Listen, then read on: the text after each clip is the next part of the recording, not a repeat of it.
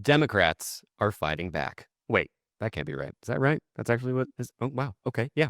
Apparently they are. Democrats are mad as heck, and they're not going to take it anymore. Over what, you ask? Oh, it's gerrymandering, that sexy topic that nobody can get enough of. But it is actually incredibly important. And if you're not familiar with what gerrymandering is, it's a term that comes from a guy named Jerry and the word salamander. And that is not a joke at all.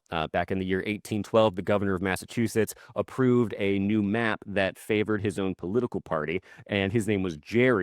And when people looked at that map, they were like, hey, that kind of looks like a salamander, and thus gerrymandering was born. It's essentially when you redraw maps to favor one particular political party, and ironically, it is bipartisan. Republicans love gerrymandering. Democrats have been known to gerrymander a time or two. However, the big difference is that Republicans will typically leave gerrymandering or redistricting up to the legislature, whereas Democrats will oftentimes bring in independent or bipartisan commissions to ensure that the process is that new four-letter F word, fair. But not anymore. Perhaps, maybe, hopefully not. Here is Democratic Governor of New York, Kathy Hochul. Do you think, given this situation where we've had these court battles, everything, that in this 2027 amendment that you may put forward, that the Independent Redistricting Commission should be disbanded or changed in some way so that you don't have to go through that again in 32? Yes. I'm tired of fighting this fight with my hand tied behind my back. Republicans take over the legislature, they can have at it. But until then, we're in charge, and we're sick and tired of being pushed around when other states don't have the same aspirations that we always have had. And I hold those dear. But I cannot ignore that the playing field has changed dramatically. And shame on us if we ignore that fact and cling tight to the vestiges of the past. That era is over. Donald Trump eliminated that forever. Yeah, isn't it Republicans who are supposed to, cling to vestiges of the past? Speaking of Republicans, they currently have a very slim majority in the U.S. House of Representatives, and that makes it incredibly difficult for them to pass things like the Big Beautiful Bill, otherwise known as the largest wealth transfer to the 1% in American history. So what do? They do what Trump always does, which he calls people and basically says, hey, do me a little bit of a favor. Kind of like how he did in Georgia when he needed just a few more votes, except Georgia said, hey, get out of here, Trump. And now with Texas, Abbott is basically saying, yes, sir, whatever you need. So the goal is for them to redraw the map and eventually give themselves 5 new Republican lawmakers and thus increase their majority and make it easier for them to pass whatever they want to pass. Brilliant idea. There's just one problem. In Texas, 2/3 of those lawmakers have to actually be present for that vote to take place. And as of this recording, over 50 Democratic lawmakers have just kind of left. And I think that's very funny because it is infuriating the Republicans to the point that now Abbott is calling for them to be arrested. What a bunch of soy boys. Here is Ken Martin. Donald Trump, Greg Abbott, Ken Paxton, they said they wanted a showdown. And guess what? That's exactly what they're getting, a showdown. This is not the Democratic Party of your grandfather, right? Which would bring a pencil to a knife fight. We're bringing a knife to a knife fight. We're going to fight fire with fire. And we're going to do everything we can right now to stand up against this unconstitutional power grab by the Republicans. Make no mistake about it. Yeah, bringing a knife to a knife fight does sound like a solid strategy. I will say that. Though this is the Democratic Party, so I do worry that it'll be a butter knife. But be that as it may, I should mention that redistricting typically happens every 10 years after the census, and it is done to better accurately reflect the changing population. So essentially, redistricting should work in a way that bolsters democracy, but gerrymandering undermines it, as State Representative Ann Johnson explains here. I don't know a single voter that wants to go to the polls and know that a politician has already determined who's going to win the race. Nobody likes gerrymandering. Nobody wants this extremism. And it is why, for sessions, I have offered an independent commission to redraw lines. We are not afraid of voters drawing our lines and letting us compete fairly.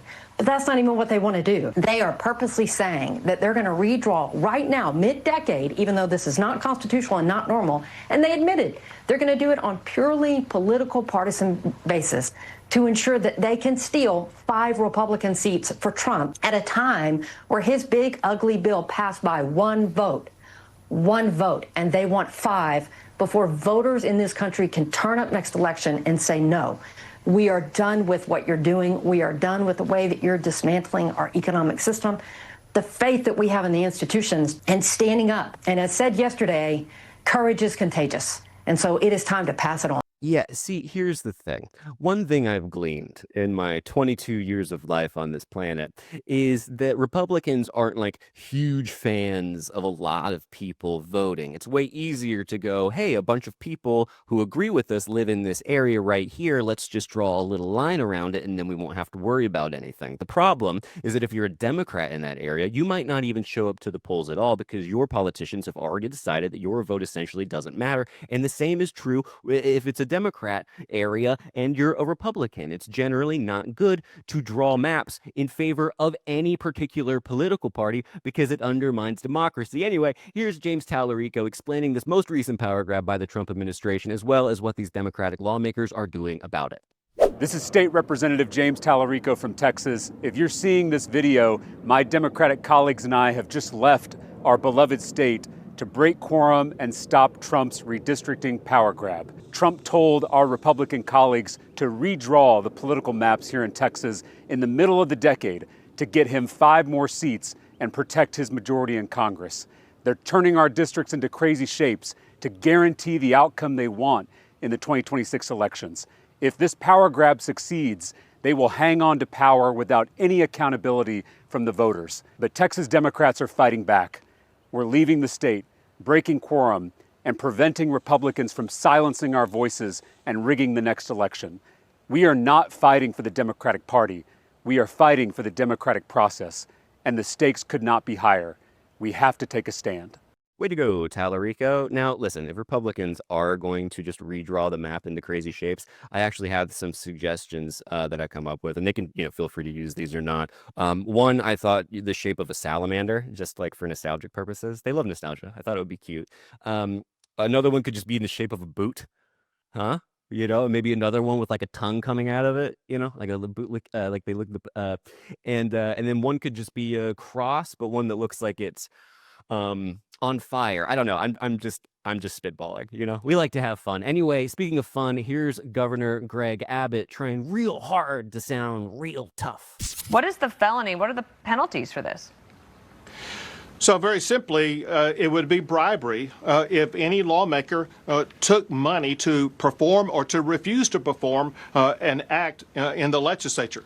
And the reports are these legislators have been both, they sought money and they offered money to skip the vote, to leave the legislature, to take a legislative act. That would be bribery. And so the facts will have to come out. But I think based upon comments made by legislators themselves, they face a possibility of facing bribery charges, which is a second-degree felony in the state of Texas. There's one way to cure that, and that is if they get back to the state of Texas and make quorum today at a hearing that we have at 3 o'clock, they can cure themselves of any quid pro quo that would subject them to potential bribery charges. So you want to know why they're trying this whole bribery angle? It's because many Texas lawmakers literally can't afford to just up and leave the state. They have like separate full-time jobs, separate responsibilities, because Texas doesn't pay them very well. It's almost like Texas tries to deter people from pursuing a career in civil service, but that would almost be like trying to deter people from vote. Oh, wait. Anyway, here is one particular Texas voter actually laying down the law, and I gotta say, it's just a joy to listen to. So please enjoy, and maybe Democrats should take notes all over the country. He was caught cheating on video on the golf course. He cheated on his taxes. He cheated on his business loans. He cheated on his wives. He cheated on the business contractors that he stiffed through 40 years of business. And he tried to cheat in the 2020 election. Now he's trying to cheat and win this 2026 midterm election because he knows he can't win. They are telling you that your integrity, your honor, and your duty is for sale. And he is the buyer. And if you obey, you will be rewarded by not being primaried. And if you stand up to him and say no, you will be punished and primaried. And it's that diabolical, it's that simple. In other words, and I don't say this lightly, In other words, he's asking each of you to be one, pardon this word, I mean it in a philosophical way, not a sexual way, but he's asking every one of the Republican representatives in this room to be one of his prostitutes. Well said. And, you know, I don't know what's going to change in the time between recording this video and it going live, but I think now is a really good time to remember that there are different ways to do politics than just this kind of oppositional back and forth, tit for tat kind of shtick that we're so used to.